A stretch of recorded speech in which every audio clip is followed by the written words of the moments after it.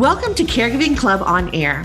This podcast is dedicated to the millions of family caregivers who want wellness tips and self-care solutions, who seek expert advice, and who want news about healthy aging, on how to fuel our bodies and our brains, and how to bring wellness design into our forever homes. I'm Sherry Snelling, a corporate gerontologist, author, TV interviewer and host, and news commentator, as well as producer of caregiving educational content. I'm joining you from Southern California, where our interviews and news take us all across the country to explore the many ways to help you on your caregiving journey and to lift you up here at Caregiving Club on Air.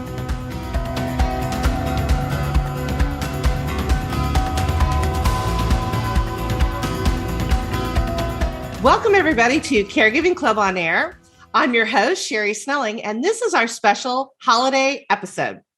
I'm really excited for our interview today with an entrepreneur, Justin Crowe, who is the CEO and founder of Parting Stone. You're going to hear about Justin's story and what was the inspiration for Parting Stone, which is a wonderful keepsake gift for families who have lost a loved one, who can take their ashes and create remembrance stones. So stay tuned because it's really fascinating. I think you're going to find the interview really interesting with Justin. And I want to do a shout out, since this is our holiday episode.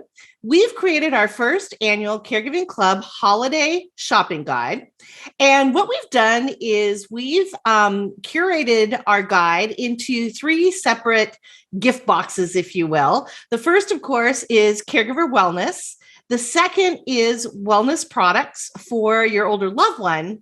And the third are wellness products for your home. So you'll have to check out that holiday guide. You can find the link on our episode page to this particular episode and tell us what you think. We're anxious for your feedback, and hopefully all of the supplies will be lasting. I know that people have started shopping really early this year, but we're going to keep our fingers crossed that you're going to be able to maybe tap into some of these wonderful gift ideas. And then, of course, we're going to end our episode with our Me Time Monday wellness hack. And our wellness hack for this episode is the 7 lessons that caregivers can learn from the holiday classic movie, It's a Wonderful Life. And then we're going to also give you the social convoy model, which is something that psychologists use to determine the levels of support that you have in your life, which is really important, I think, for caregivers. So it's a great little exercise. So stay tuned and stick with us. We're going to give that wellness hack to you at the end of the episode. And now we're going to go to our caregiver wellness news. But first, a special message. Before we bring you our caregiver wellness news, I just want to give you a reminder that as one of our loyal listeners, you get a 20% discount off of any purchase from Blue Star Senior Tech using our code CARE20. Go check out all the wonderful things they have to help caregivers caring for older loved ones, things like solutions to stop fires in the home, medic alerts, medication reminders, closed caption phones, fitness trackers, you name it, they've got it.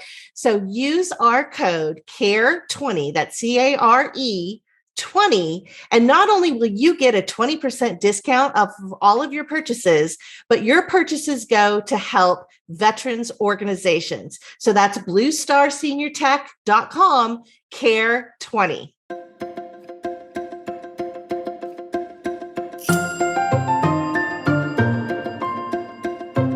Since this is our last episode of 2021, don't panic. We will be back in early 2022 in January with our first episode of the new year. But, since this is our last episode, it's got me thinking about endings and looking back over the last 12 months. And of course, when we become caregivers, endings are something we don't really want to think about, particularly with a loved one who may have either a terminal illness or who we know might be more towards the end of life. In our society, death and dying are still taboo subjects. And it's very hard, I think, for us to think about saying goodbye to somebody that we love. But there are some really great resources out there. If you're struggling during this holiday season, because perhaps maybe you do have a loved one that you might be losing. There are some great resources and tools that I wanted to share with you to give you a little sense of hope and also of comfort. So I think the first tool that I can share is something called the 5 Wishes document. And it is one of the most powerful tools, I think, that caregivers can tap into. And what the 5 Wishes is it was actually created by a lawyer who worked with Mother Teresa.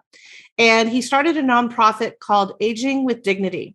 And this document actually covers the 5 wishes that we all have if we were at the end of life. And what's really great about this document is that it really isn't just for older people. I mean, it's, naturally, as we get older, we start thinking about these types of things. But when you think about some of the tragic cases, the one that comes to mind for me is Terry Schiavo, who was the woman who was in a coma for about, I think it was 14 years or so. And unfortunately, because she didn't have any kind of document in place about what kind of medical treatment or care she wanted, should she be in that type of situation, there was a lot of family conflict with her husband battling with her parents over what should be done. So it really is something that, unfortunately, we don't want to think about and, we struggle with, but it really is important sometimes to have things written down and have your wishes known. So the 5 wishes really helps you with that and helps, with your loved one. And I can just tell you quickly, the questions that are asked in this document are the person that I want to make care decisions for me when I can't. Really important. That's what we call an advance directive. The kind of medical treatment I want or don't want, again, very important. How comfortable I want to be, how I want people to treat me, and what I want my loved ones to know. And I think, I'll have some more information on our episode guide page, but these are really fundamental questions about having that dignity towards the end of life, having our wishes carried out by those who we love. And it's really important. The document has been translated into 26 languages, and it's also in Braille, and it's free if you go to the5wishes.org. We'll have that link on our episode guide page. If you want them to store the document online, I think it's like a $5 fee or something, but obviously it's something that's very affordable. And it's also a great way to start a conversation with an older loved one to make sure that their wishes are in place. And in fact, the document serves as an advance directive, a legally binding advance directive, and I think like 46 or 47 states. So once somebody fills this out, then it can be used for, it's legally binding. So that's one of the tools that I have for you. The second one is a really wonderful book that came out a few years ago, but it's really kind of a seminal book, if you will, on how our society and particularly our healthcare profession looks at the dying process. And it was written by a surgeon, Atul Gawande. It's called Being Mortal. It's a really, really fantastic book. And he gives us insights as to how the healthcare system and even the long-term care system really doesn't support us. And in some ways, he even says fails us as we get towards end of life. And he wrote the book after his father was diagnosed with a fatal illness. And he went through the process now as a family caregiver and not as a surgeon and as a physician.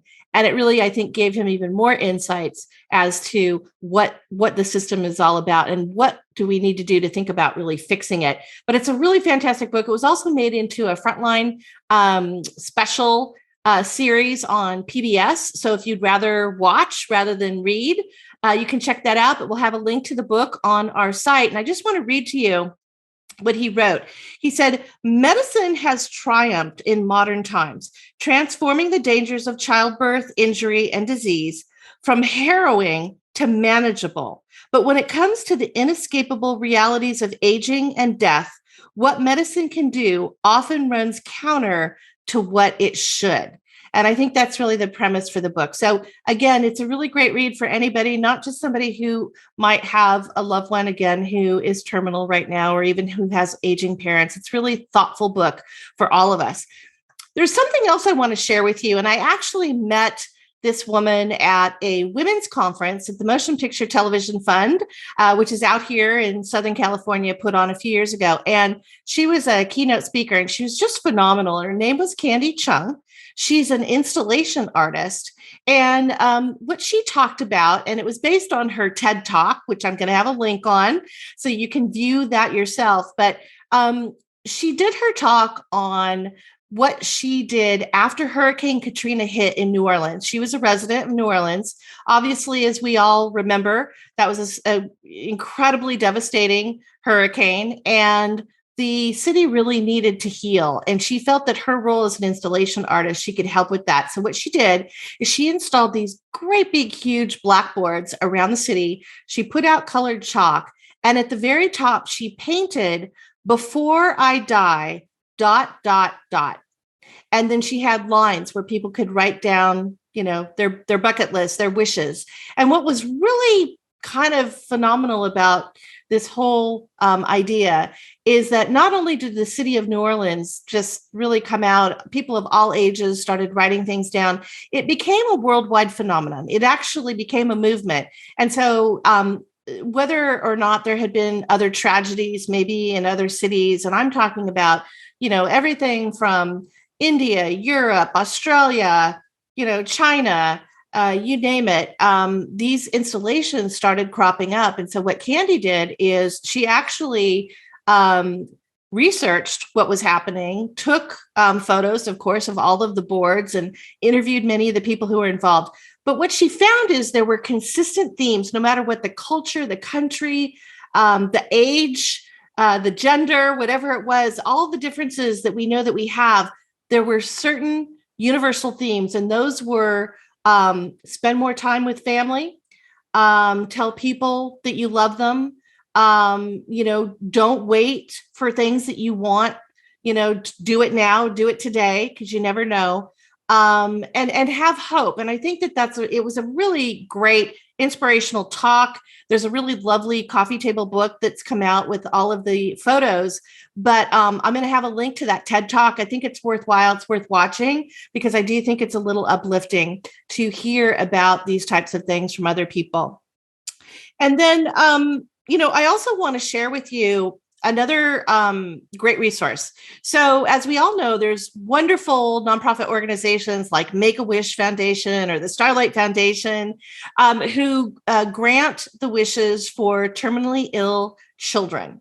But there was a gentleman who had a friend who was dying, and he found out that these organizations are prohibited, as far as their charters go, to grant wishes to anyone over the age of 18. And there really weren't a lot of groups that were doing those types of wishes, at least not on a more focused basis. And so he started something called the Dream Foundation. Now, there are other nonprofits I know similar to this, but I think this is one of the largest ones. They have granted over, I think, 36,000 wishes to people across the country, but it's all for adults who have a terminal illness. And, in the same way that as children, maybe we want that last trip to Disneyland, or, we want to meet, somebody famous or whatever it is. We don't stop dreaming just because we get older. And even when we're dying, we still have dreams. And I think it's a really beautiful thing to be able to grant those wishes to everybody. And so you can check out the Dream Foundation. We'll have the link on our site.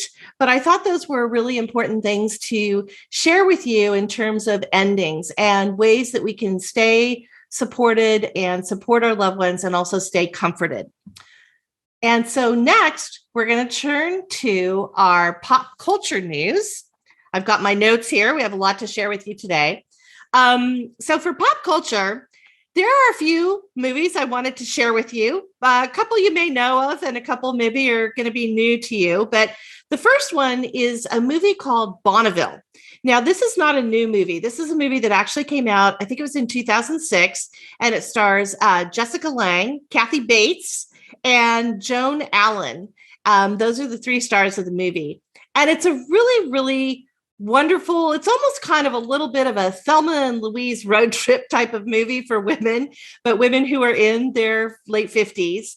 And the premise of the movie is that Jessica Lange's husband has died, and he has asked that his ashes be spread at some places that they went to when they were married throughout their marriage.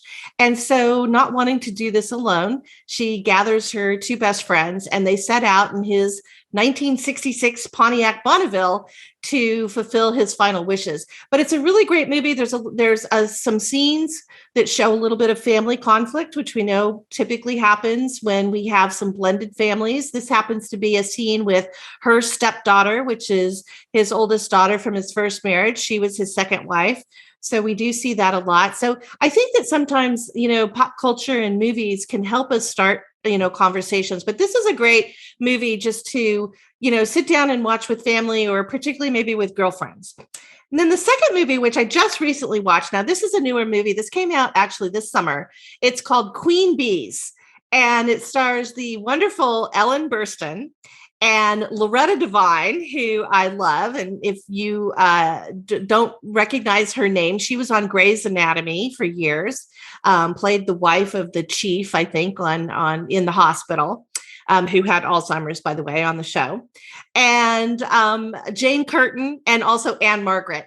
And what is really funny about this movie is that it's kind of a riff off of Mean Girls, but it's Mean Girls for an older generation. So the premise of the movie is that Ellen Burstyn has recently been widowed. She's living alone at home, and unfortunately, she causes a fire in her house. And that means that she, needs to move out of her house to have things repaired. Her daughter and her grandson are very concerned about her.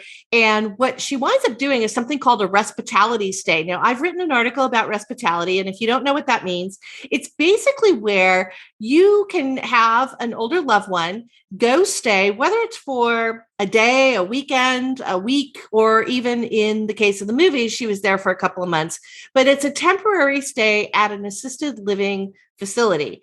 And a lot of these communities are doing this. And if it's something that maybe you want to take a family trip, but your mom is home alone and you don't want to leave her home alone, she doesn't want to have anybody come into the home. So maybe you think about something like a hospitality stay where she's taking her own vacation, just happens to be in one of the, assisted living communities that are either near her or might even be a community that's near where you are planning your family trip. But it's a really wonderful concept in long-term care and senior care, and something that a lot of people don't know about. But I love the movie. It also stars the wonderful James Caan. He's been in everything, including one of my favorite movies, The Godfather.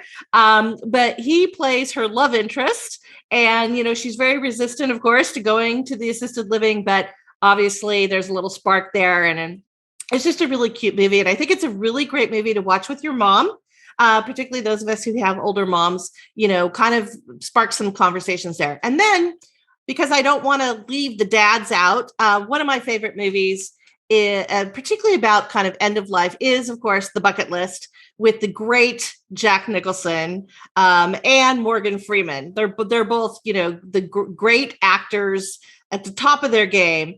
And this, if you haven't seen this movie, it's just a really terrific movie, but it's kind of also a little bit of a buddy movie. It's a guy movie. So that's one that I think that you could certainly sit down and watch with your dad, and he'd really enjoy that. So those are kind of my pop culture recommendations. And you can check all those out. We'll have some trailers on our episode guide page. And next up, we have our interview with Justin Crowe of Parting Stone. So my next guest is really fascinating, and I became aware of Justin Crowe, Parting Stone, in an article that I saw, and we're going to talk a little bit about his company and what he's doing, but I thought it was such a beautiful concept and a really dignified way to talk about death, which, as we know, is a very taboo subject in our society. But I think that Justin and other really innovative entrepreneurs like him are starting to give us some reasons to have more of these conversations and have them in a really beautiful way. So with that, I'm going to welcome to Caregiving Club on Air, Justin Crowe from Parting Stone. Justin, welcome. Thank you so much, Sherry. Really excited to be here. Thanks for inviting me. It's exciting to have you on. So, as you know, but the first question I always ask all of our guests is where we're talking to you from today. Yeah, I am coming from Santa Fe, New Mexico, which is where our business and our laboratory is based. Beautiful. I'm sure you're having gorgeous weather right now. So The fall is the best time in Santa Fe. It's like the skies are just like bluer than they usually are, and there's no clouds and there's sun out all the time. It's great. Oh, I always think of Santa Fe as such a peaceful place. So it's great, to think of you being there. But so, I went onto your website and you have a really fantastic story about how you got started, but I'd love you to share with our listeners what was the inspiration and particularly your relationship, I know, with your grandpa Yes. for thinking about this idea and starting your company. Tell us about that. Yeah. So in 2014, my grandfather died. This was the first major death in my life. He was a hero of mine. He was an entrepreneur. He was a pastor. He was somebody I was just really close to growing up and really shared a connection with. And when he died, or when he was starting to die, we started to talk a lot, and we really got to talk about death, and we really got to grieve his death together in a lot of ways, which was really special. I feel really lucky to have had that experience. And when he passed away, I started to talk to people around me, sharing my experience, looking for community and hearing my friends' stories as well. And what I realized was that when I was talking to my friends and family, they'd tell me this really beautiful stories about the people who they lost, who they love. And then they would tell me they were keeping the remains in a closet, a basement, or garage. Right. And that's when I first realized that there was a problem that I thought needed to be solved here. Exactly. Particularly, I had a friend who was keeping her mom's remains in the closet and waiting until her dad passed. And one day she went to the closet horrified because the dog had tipped over the ashes and had started playing in them. So those are the things we don't want to think about, right? So right. Yeah. And I mean, what I realized during this period of talking to people and hearing these stories is that I would hear stories about, my friends saying they're embarrassed to have their mom's urn out on the mantle when they bring dates home, right. Or like they didn't want to look through the plastic bag to see like bone fragments or tooth fragments, because that would be really traumatic. And they'd seen too many movies about ash scattering disasters and they didn't want that to happen to them. And the root of all of these anxieties seemed to be that the material, the ash-like material that was being returned following cremation was just really uncomfortable and inconvenient. And so, we don't accept that type of experience in any other part of modern life. And here we are, there's 70 million people in the United States living with ashes, and we're accepting it for one of our most treasured possessions. And we set out to change that and invent a new form of human remains. Right. And so I want you to tell our audience what your innovation is, because personally, I'm a person, I love little stones and little pebbles. I have them all over my house and in my garden.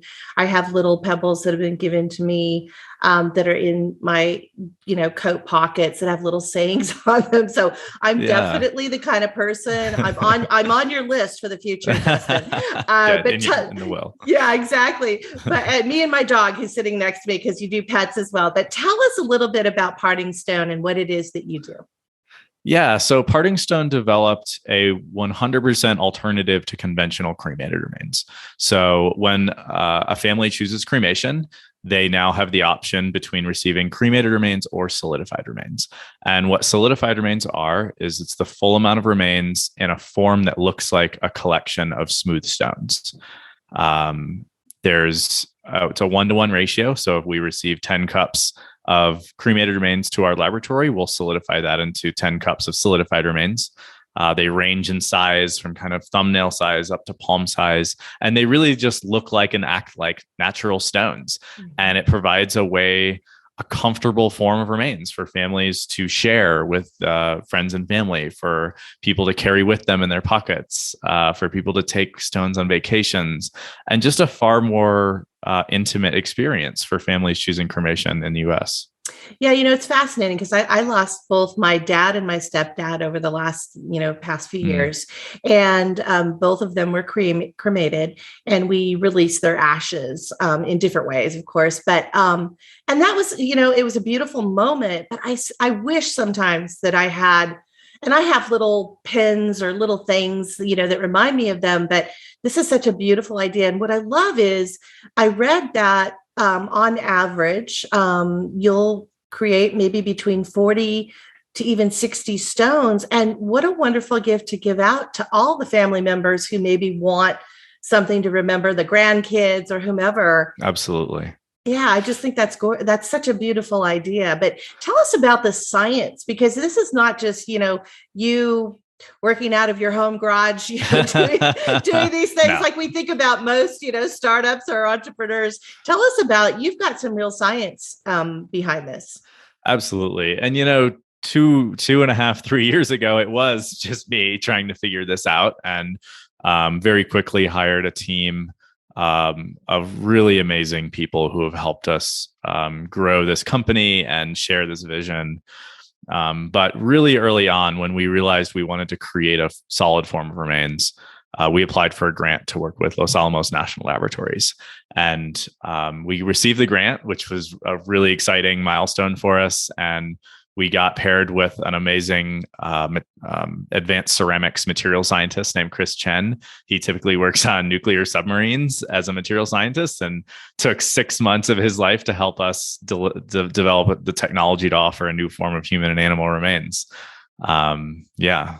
And they're beautiful. These stones you polish them so that they're they're really beautiful. I mean, they are something you'd want to put on your mantle, or, on your bedroom, your table next to your bed or whatever. Right. And they're different colors. Tell me about, is there any rhyme or reason behind why some people come out more of that light white or gray versus the blues? And I even saw some of the rosy coral colors, which is what I want, Justin. I want to be coral. If you can make that happen. Yeah, this has been one of the most interesting parts of developing this technology, where as cremated remains come out more or less the same color and texture every time. It's kind of a gray or a sandy color. But solidified remains, because of the process that it goes through, they turn out all kinds of different colors, and it's always unique to that person. They go through the same process every time, but we're seeing all kinds of blues and greens and pinks and corals and honey yellows, lavender purples, like whites. We've even seen black in a couple scenarios. But they come out beautiful every time and unique to that individual. And I'll say, about 70% of the time, they'll come out white and smooth, just like most of the stones that are seen on our website. But about 20% of the time, they'll come out hue, blue, or green. 5% of the time, we're getting these radical variations. And we don't really know why now. I was going to say, what is it? Is it the last meal that you had? Is it your personality? What is it? Yeah, we're not sure. We have a lot of theories ranging from the metals in the casket, if the casket was cremated with the person, to heavy medications they were taking, to implants that they had that were made of different metals. But honestly, we haven't been able to form a solid connection between any of those things yet. And at this point, we've worked with about 2,300 families in the last 2 years to provide solidified remains for them. And at this next phase of the business, we're excited to do some more research into exactly why people are turning out different colors. Yes, I would. When you find that out, I'd love for you to come back on and Absolutely. let us know what that is. I love also, we all know I've got my little dog I mentioned sitting next to me here. We all love our pets. And you also do this for pets. And the pet industry is a billion-dollar industry, multi-billion-dollar industry. But, so people can really think about this with any, loved one that they have, even a furry loved one. Yes. We work with humane societies, we work with veterinary hospitals. We also have on our website available to choose cats, dogs, fish, birds. We've done all kinds. We've done chickens, we've done ferrets, we've done hamsters, but mostly we do dogs. Right. But we love working with those families as well and hearing those stories. So the fish is an interesting one, because when I was a kid, the funeral situation for our goldfish was basically, we would flush them. There was always a little ceremony, but unfortunately the fish, we always thought, My stepdad said, well, they're going out to sea to be with the rest of the fish. So we believe that. That is sweet. That's nice. So, a lot of our listeners, of course, are very eco-conscious. And that's one of the things that I thought was really fascinating about what you're doing is this is an eco-friendly way of thinking about keeping your loved ones' remains. Yes. And this is something, honestly, when we started this research, we didn't totally expect. But I'll tell the whole story of kind of how this research started. Early on, when we were doing research, the remains were kind of they're in a liquid form at one point in our process, and that some of them had splashed on my arm, some from an animal we were doing some testing with, and I wiped them away, and I had burn marks on my arm. I was like, this is weird. Like this is what we're scattering out into the environment, and it's burning my skin. And so we went back to Los Alamos National Labs and said, hey, this happened. We want to learn more about the environmental impact of scattering cremated remains. And as we did some research, we realized that cremated remains are actually very highly alkaline. So they're about 11 on the pH scale, which is about the same as ammonia. And what we realized, fortunately, is that when you put cremated remains, this is the study's underway right now, but I have some preliminary data back. And what we've shown is that putting cremated remains in a glass of water will change the alkalinity of that glass of water significantly up to like that 10 or 11 level. But putting solidified remains in water changes that water very little. It only bumps it up to like an 8 or a 9 on the pH scale, which is like salt water. And what we're finding is that when you scatter cremated remains, this can obviously change the pH of that environment, which we don't want to do, even though some plants thrive in high pH soils and some plants do not thrive in high pH soils. But either way, we don't want to impact the environment in an unnatural way in any direction. And so if you're planning to scatter remains, solidified remains is the best way to do that, to keep that environment as intact as possible. Yeah, which is really wonderful that, that's a piece of what you bring to these choices that people can make. So let me ask you, because I can say this because I'm older, you're younger, you're a younger generation, you're a younger entrepreneur. We love you guys because you come up with such great, innovative ideas. But how are your friends, how are your peers and others taking to this kind of new work that you're doing, this company that you've started that's all really about death? Yeah. I mean, I did enough odd things in my life that this wasn't a total surprise for anybody who really knew me. It's like Justin's got another idea. I think they're surprised of how long I've been doing it at this point. Right. But what's been really unique about growing this company, from myself and just, the early founders, or I was a founder, and then our early employees were Kelsey and Amy, our director of operations and our production manager. And then since then we've grown to, I think we're about 22 employees right now. And what we've found is that we're developing and growing this culture of people who they talk about death in a normal way. They're curious about death. They're artists, they are scientists, they are mental health professionals who want to be involved with helping people and helping people who are grieving. And, which is so uncommon to the funeral industry at large, to have that type of you walk into our laboratory and sometimes David Bowie's playing and there's some people with tattoos who are happy. And, death doesn't always have to be sad and somber. And sometimes it is. But sometimes it's inspiring, and sometimes it's depressing, and sometimes it's funny, and sometimes it's a lot of different emotions. And I'm really proud of the culture that we've created at our company, because I really enjoy going to work every day and seeing those people. Well, and as you said, you're bringing kind of a new lens. You're putting a new lens on something that's always been seen as, hush, hush, taboo. Let's not talk about it. It's depressing. Going back to what you were saying about your grandfather and having those conversations, it reminded me when my dad, he was diagnosed with stage 4 prostate cancer.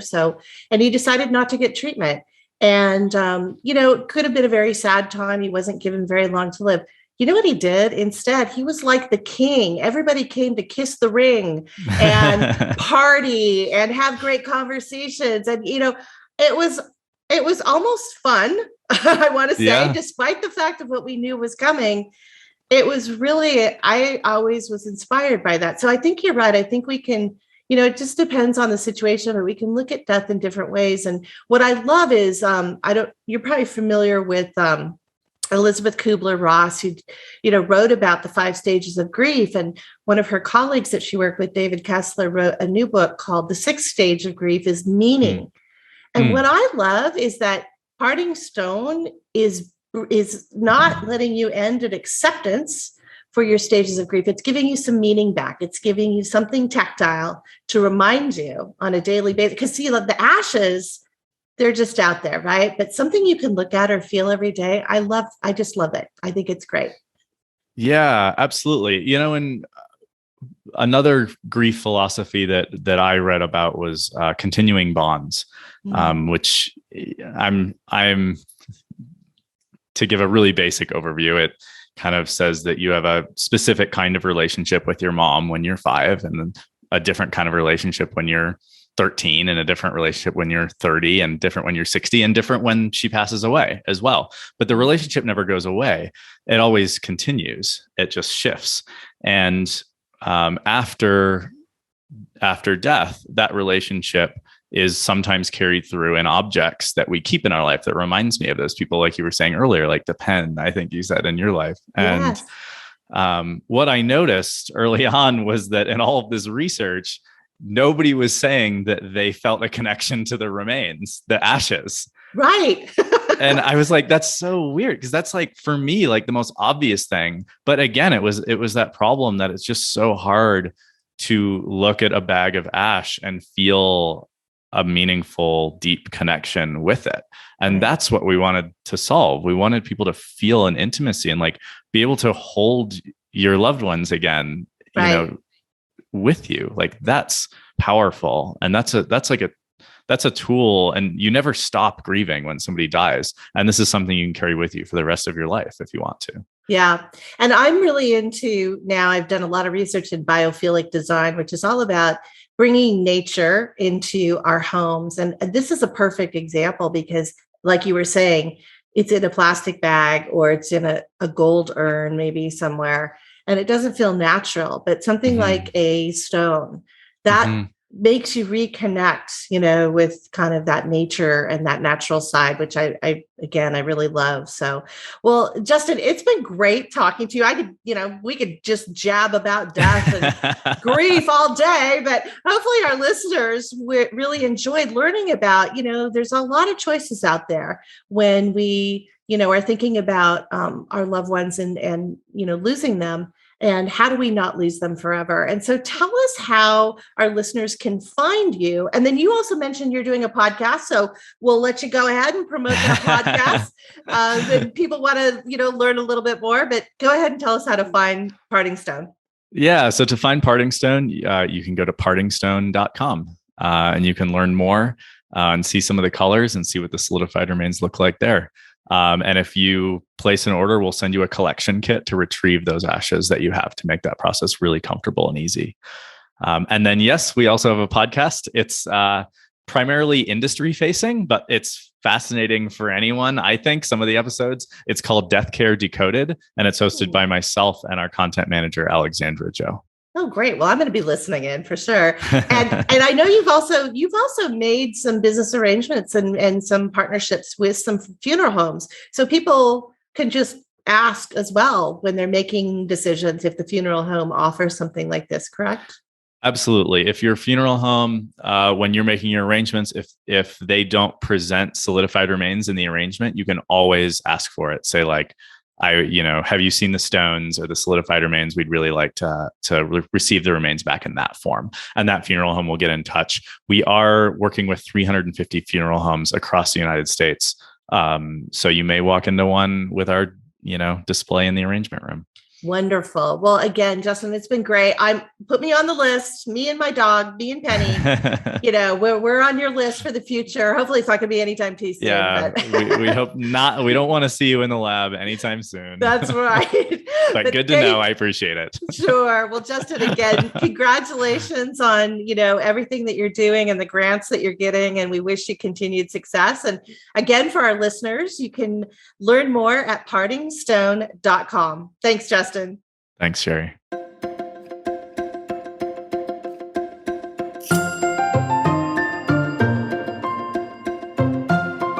So now for our well home design news. As you know, we feel that our home environments and the types of things that we have inside of the home are so important to our overall wellness, both physical, but also psychological, social wellness. And it's both for us as well as our older loved ones. And, I'm doing a lot of research these days because I have my new book coming out, The Snug Home, a family caregiver guide to well home design. So I've really been digging into so many different things, trends and services and all types of innovations that are out there that help us to live longer in our homes, but also to have better design, whether it's things I've talked about, biophilic design and other things. And so I'm really excited for the book to come out. And in the meantime, I'm posting different articles and different things and doing this podcast with different interviews of experts and other people I'm talking to. And I just wanted to do a few things in the news recently, which are really interesting. So first of all, there was an article in realtor.com. So this was based on the news. ARP recently released a new report called their Home and Community Preferences Survey. And what they're finding is that the baby boomers definitely want to stay put. In previous years, the boomers had been looking to maybe downsize. Maybe they've been, for those that were maybe living in the suburbs, they were looking to perhaps move into more of the kind of vibrant downtown places that we've seen that you can walk to the theater, walk to restaurants, walk to the grocery store, whatever it is. That trend, I think, reversed. Now, of course, we had COVID, so everything kind of shut down, if you will, and everything kind of stopped. But what happened, I think, when COVID, obviously, we've talked about this, we all started looking at the walls in our house and maybe our kitchens and our bathrooms, and we started thinking, maybe it is time for a little home renovation and, maybe some upgrades here and there. But for the boomers, what's really interesting is this report from ARP said that 3/4 of those who are age 50 are definitely planning on staying in their home, and they are planning on doing some kind of remodeling. Now, what we would hope to see, and what we like to see, is that when you take on a home modification effort or project, let's say in your 50s, you shouldn't be only thinking about how do you modify your home for who you are today, the 55-year-old or whatever it is that you are today. If you really do want to stay in your home, you should be thinking about how is this home going to work for me if I'm in my 60s, my 70s, even my 80s, particularly if that's the plan. And we know that 9 out of 10 Americans over the age of 65 want to stay living in their homes as long as possible. But we also know that 1 in 3 older Americans live in what we call Peter Pan housing, which are homes that were built for people who will never grow old. So there are certain modifications. And, what's interesting, and I'm going to be talking more and more about this, of course, on the podcast and in my articles, is that a lot of these, what we call universal design modifications, they really aren't for just older people. They're helpful and assistive for people of any age. And even some of the products that we're seeing, one of the things that I saw trending is that things like walk-in tubs, for instance, are not just for now your grandparents. There are a lot of younger couples who are looking at walk-in tubs because it has great hydrotherapy. So if you're a weekend warrior workout person, it helps with those aching muscles. It also helps when you're bathing younger children. A lot of young parents find it a little easier to use a walk-in tub with your kids. So, there's a lot of different reasons that some of these products really don't have an age attached to them. Now, there was also a Home Advisor survey that was done a couple years ago. And what it showed is that 3 out of 5 people over the age of 55, actually between the age of 55 and 75, who were making home modifications were doing so because they had recently been a caregiver for an older parent. So I think being observant of what the needs are, how do we change up some things, make it a little easier? I know I have a whole list of stuff. Now, of course, I'm in this field, so that makes a lot of sense. But even if I weren't, these are things that I'm thinking, oh yeah, that's going to be a lot easier to have those pull out drawers in the pantry and, some other things. And obviously a lot of the products and services out there now are gorgeous. I mean, this is not your grandparents' grab bars. There are really, really gorgeous products and things out there. So stay tuned. There's lots more to come on that, but I thought that was an interesting report. Now, there was also additional news from ARP. They've been busy over there, ARP. They also announced a collaboration with Lowe's. So Lowe's, which of course we all know, is the, great building home modification, center with all kinds of different products and things that we need for our home. Lowe's has something called the, I think it's called, I'm just looking here really quickly, their Livable Home Initiative. That's what it's called, Lowe's Livable Home Initiative. So what ARP is going to be doing is they're going to be providing a lot of educational content, some videos, how-tos, things like that around this universal design concept. So you can start looking for those things at Lowe's. My hope is that maybe also we're doing some training for the people who work at Lowe's so that they can articulate and help guide a lot of their customers better on choosing some of these things. I mean, the thing about it is if you don't know to ask, then you don't even know it exists. And it could be something that could be really wonderful. And if you're going to go ahead and spend that money on a kitchen or a bathroom remodel, you may as well think about some of these things that are going to be really wonderful for you as you get older. You're going to thank yourself later. So anyway, you can check those things out. Those are all happening. The other thing is all the 2022 home design trend reports are coming out. So I'm on top of all of these things. House just issued their report, and it was based, of course, on thousands and thousands of customer surveys that they do, finding out what are the things that people are looking to do in 2022. So what I'm doing is I'm going to be gathering all of those reports, and then I sift through them and I identify not just the home design trends, but again, what's the universal design aspect out of all these trends that I'm seeing. Now, if you're interested in this kind of stuff, I have a blog on my Snug Home section of the website, and it was on the 2021 home design trends that embrace universal design. Really interesting stuff. You may want to check that out. Obviously, these trends, they don't go away. They're still very relevant, but it's always interesting to see kind of what are the new things that are coming. One of the things I can tell you for sure, and it kind of started happening this year, is that more color in the kitchen. I think, white kitchens are always going to be at the top of the list. There's still the preference for a lot of people, but we are seeing people really embrace color. And I think that's because of COVID. I think we want more color in our life. We want more joy. We want more celebrations. So all of these home design things are going to be really fun to kind of stay on top of for you. And of course, we'll always be bringing you the latest news in this section of our podcast. So you can stay tuned with that. And we'll have a lot of the links and things on our episode guide page. Welcome to our Me Time Monday Wellness Hack. For the holidays, we offer 7 lessons for caregivers from the traditional holiday classic movie, It's a Wonderful Life. We also take these lessons into a wellness hack we call the Social Convoy Model Exercise. So lesson number 1 is lead a purposeful life. When we have purpose in life, we have less time to think about the things we don't have. Purpose gives us focus and fulfillment. For George Bailey, his purpose was keeping Bailey Brothers Building and Loan afloat after his father died. But it wasn't just about the business for George. It's what the business did, which was give people a dignified life in homes they could call their own. For family caregivers, your purpose may be in giving the loved one you care for dignity in their twilight years and reminding them it's a wonderful life.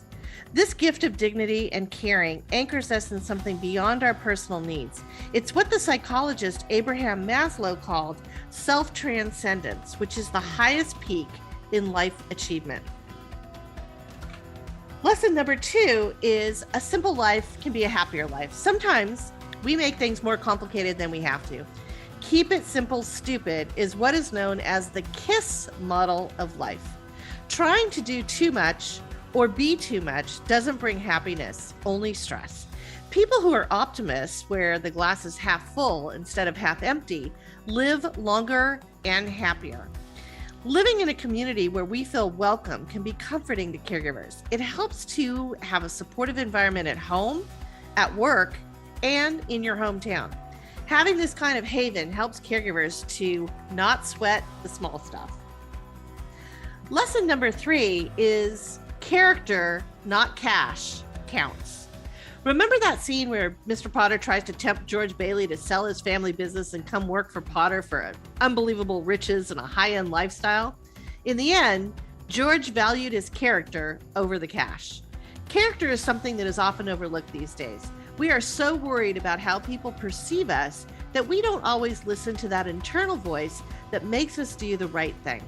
Social media has helped to exacerbate this need to be admired by others, which often leaves us depressed.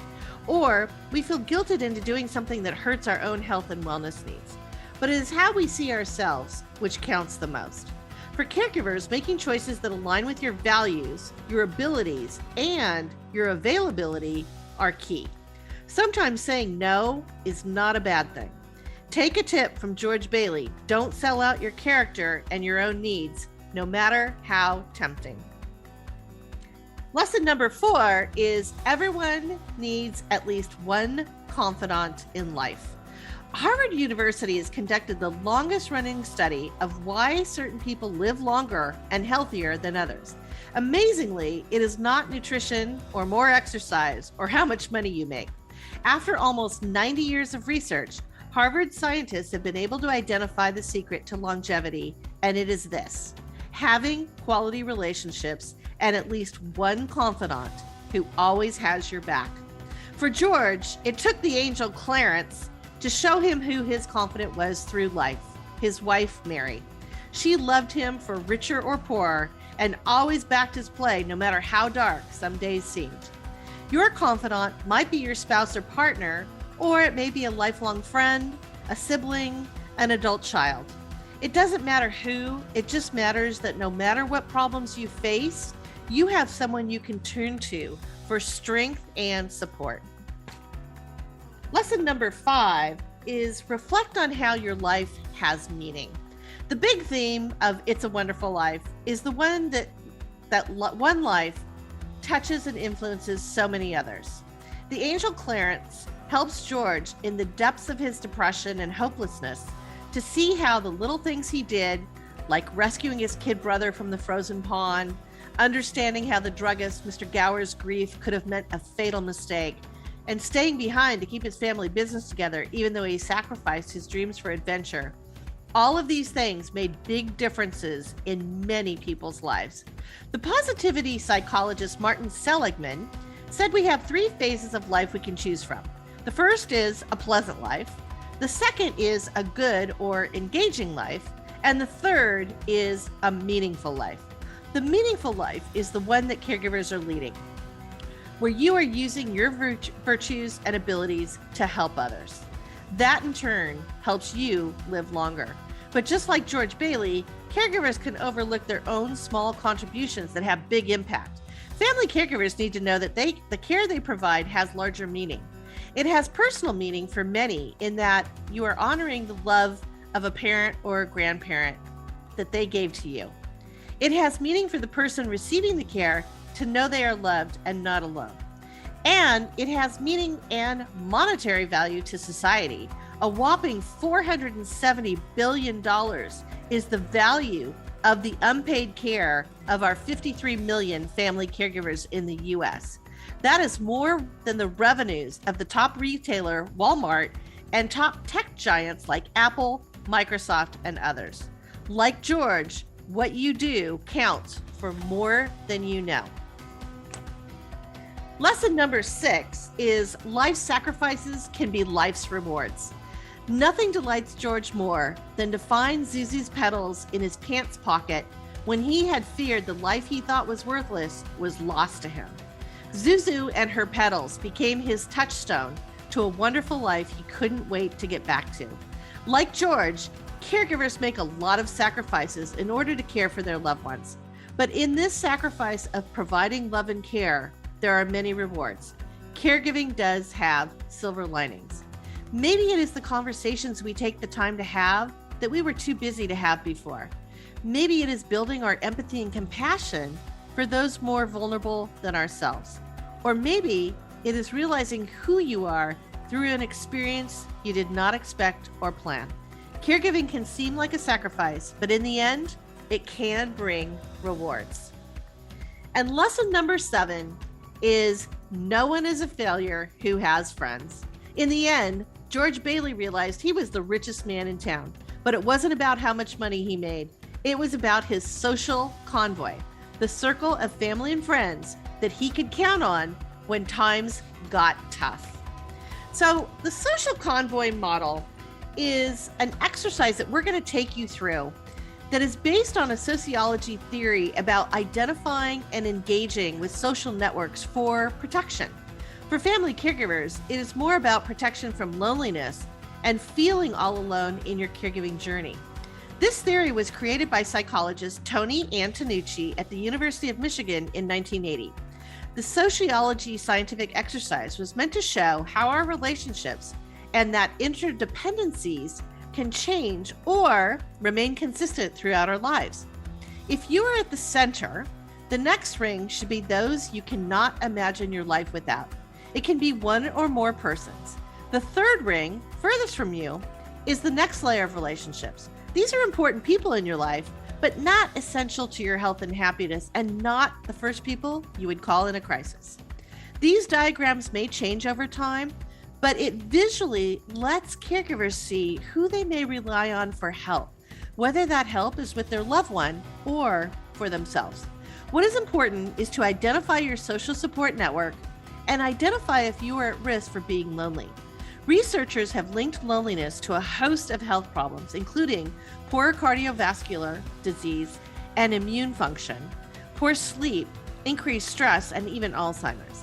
In fact, one study showed chronic loneliness is the health equivalent of smoking 15 cigarettes a day. This holiday season, look at your social convoy model, because while you are providing care to others, who is providing care to you? Remember George Bailey's life lesson. You are loved and appreciated, even if you don't recognize it every day. We wish you happy holidays, Merry Christmas, and a wonderful life. Thank you for listening. We hope you enjoyed this special holiday episode of the Caregiving Club On Air podcast. Go to caregivingclub.com where you can subscribe to our listening channels. We're on Spotify, Apple Podcasts, Google Podcasts, Stitcher, TuneIn, you name it. If you want to watch a video version of this podcast, we also have a link to our YouTube channel. And if you want to send us an email with any questions or comments, send that to podcast@caregivingclub.com. And don't forget to include your first name and your hometown. And I just want to send you all the joy and blessings of the season to you and your family. I hope it's a wonderful year, and we look forward to having you back for our first episode on January 10th, 2022 for the new year. So until then, take care and stay well.